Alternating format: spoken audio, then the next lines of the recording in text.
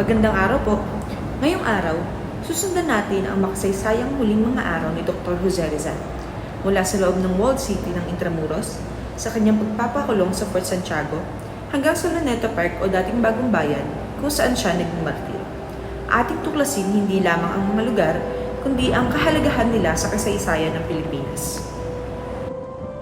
Noong November 3, 1896, dinala si Jose Rizal sa Fort Santiago sa loob ng Intramuros.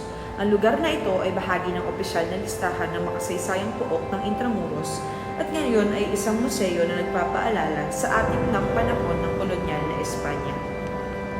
Sa loob ng Intramuros, noong December 26, 1896, si Rizal ay iniliti sa Cuartel de España at nahatulan ng kamatayan sa mga kasong rebellion, sedition at illegal association.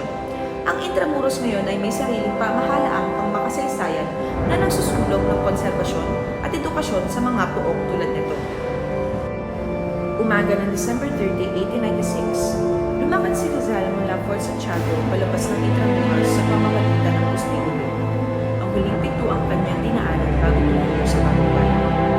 Ito ay bahagi na rin ngayon ng makasaysayang lugar ng Intramuros na tinitingnan bilang isang walkable museum. Ito yung Postigo Gate. Dito ang gate na huling nilakad ni Rizal.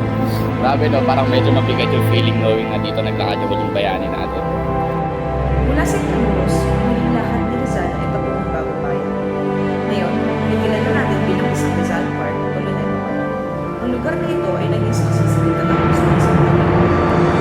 Welcome sa Luneta Park, dating tinatawag na Bagong Bayan. Ito ay isang malaking pampublikong espasyo na puno ng kahulugan sa ating kasaysayan. Dito po dinala si Rizal pagkatapos niyang ilabas sa Intramuros. Ngayon ito ay isang lugar para sa edukasyon, pagninilay-nilay at